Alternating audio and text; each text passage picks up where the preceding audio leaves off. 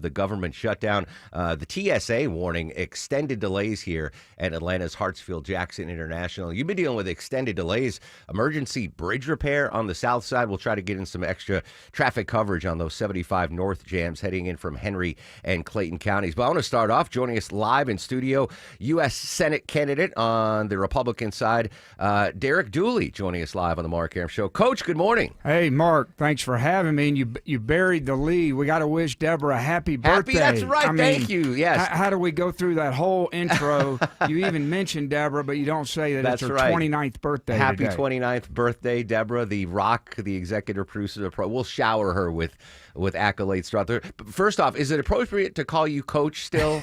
Because that's like one of those terms. Like, we had Ambassador Andrew Young on, and he hasn't been an ambassador in forever, but that's a title that you have for life, right? Well, I think so, but listen, I don't care what anybody. I've been called a lot of things in my life. I'm not one of those guys. You got to call me this. Yeah. You can call me whatever you want. Certainly, I was a coach for 28 years, so that line tends to stick with everybody. When I go home to visit my parents and I'll run into my football coach from high school or baseball. I mean, I've been out of school for a long time. I say, hey, Coach Carbone, how are you? That's right. It's always Coach. Well, you don't realize, I mean, how many people in their lives are affected by a coach in some way, and unfortunately not always positive, sometimes negative, but it's a tremendous responsibility to be a coach because you really, truly are a mentor to young people, and you're helping them shape so many things about their growth and development, and I took it very seriously. It was an important part of my life, and I'm proud of all the people that I touched over the years. But it's not inappropriate to call you Coach. No, not at all. All right, please, Coach. I think please. that's an honor to be called Coach. It's actually one of the biggest compliments you can give me. In fact, covering, we're the home of the University of Georgia football team here. You're home of the Go Dogs. Dogs.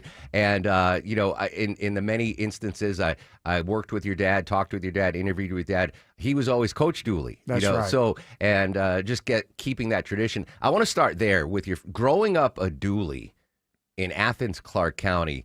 That's like growing up a Bush in New England, wherever they had their in Maine, I believe, Kennebunkport. That's like being a Bush in Kennebunkport, being a Dooley in Athens, Clark County. Well, it was just I was so blessed to have a father of that kind of stature, and what a great example of leadership and how he served others and respected others. And of course, my mother was also a very popular figure. But, growing up, I never really thought of it that way.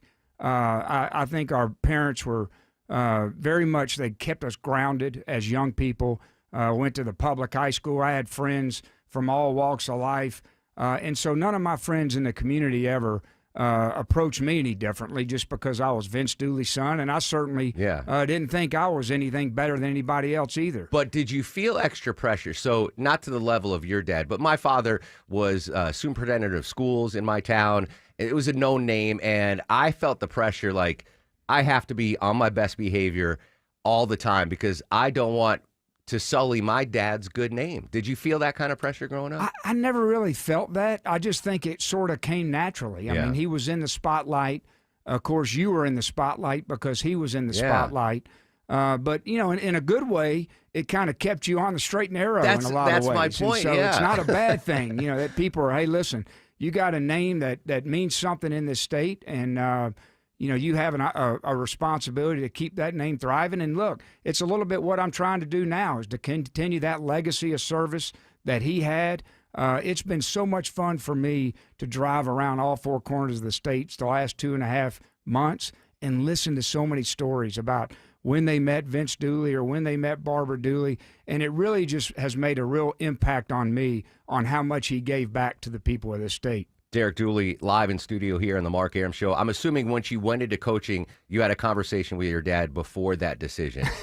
Would you have, what would your dad say about you taking this, jumping into the political arena? What would that conversation have been like? Well, I think he would understand it, given my background. I was very involved in politics as a young man, learning and growing and watching things on TV. When I told him I wanted to go into coach, you got to remember I was practicing law at the time here in Atlanta. I don't know if you didn't even know that. I went to law school at Georgia, and I go around the state and I say, please don't hold this against me. But I was a lawyer in my first life. And he looked at me like, have you lost your mind? As I would have if I was your dad with a law degree. That's right. Yeah. But, then he understood. I mean, he understood. There was something it wasn't that I didn't like practicing law. I mean, it was very stimulating in a lot of ways. Yeah. But there was something that I was missing. It was I wanted to go out there and lead and serve and make an impact in a different way.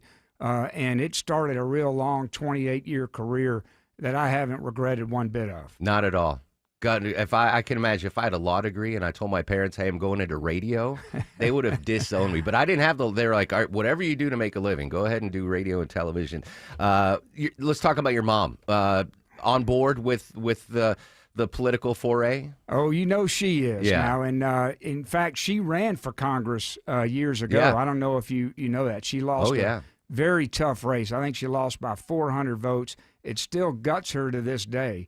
But as you know, my mother really does not have a filter on. She will. It's the strategy of speak first, think second.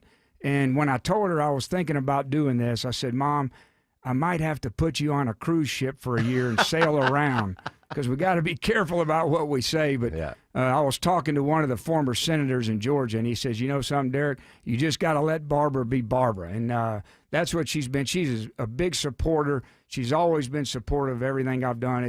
I've been just so grateful to have a mother who loves you so much and supports you so much, but also brings this great sense of humor. She never takes herself too seriously.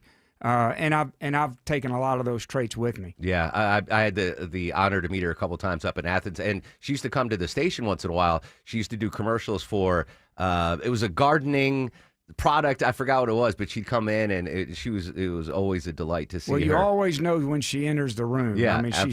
She certainly doesn't come in quietly. Absolutely. Can we talk about college football for a second? Let's do it. So I grew up in New England, and college football was a non-entity. Right. In my high school, you had some Notre Dame fans, but there was no one to root for. We just didn't have that. Whatever the game was on, we would do it. And I moved down to the South, and I got an eye-opening experience. My first ever college football game was at Sanford Stadium, and I was just started at WSB Radio, and I got to tailgate after the game with Larry Munson. I didn't know who he was at the time, and I'm like, all these co-eds are running up to this guy. Who is this guy?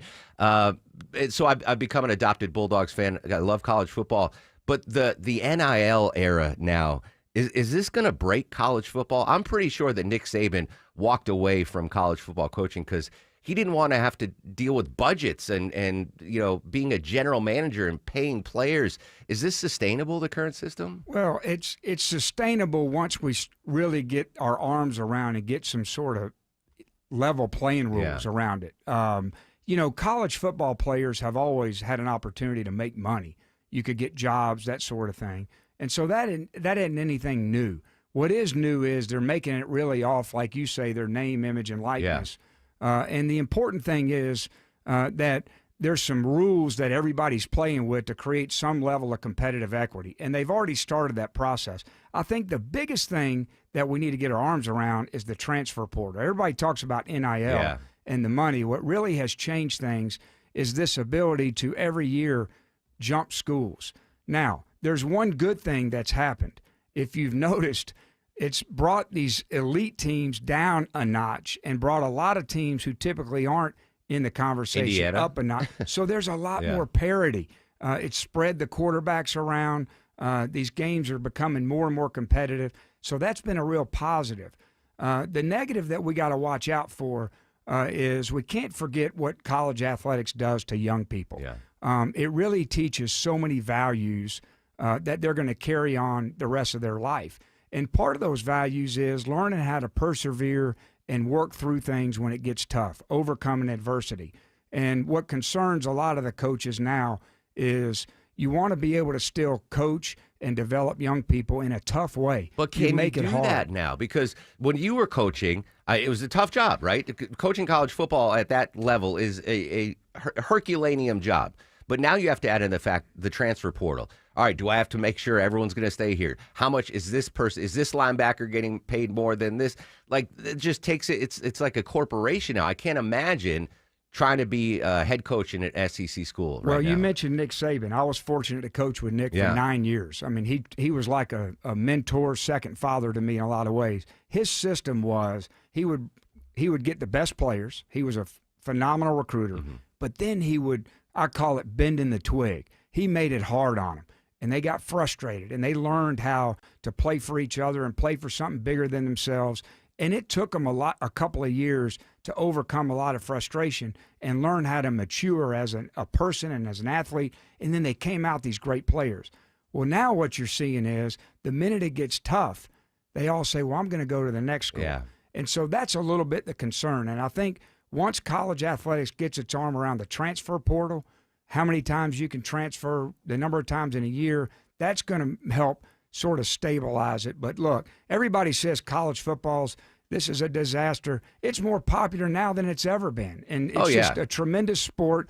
It does a tremendous good for our country, not just in the development of young people, but it also brings people together from all walks of life where they have this common goal. This is my team, and we pull together and we cheer together and we hug each other and we cry together, and that's what makes it so special. Yeah, it's left, right, and center.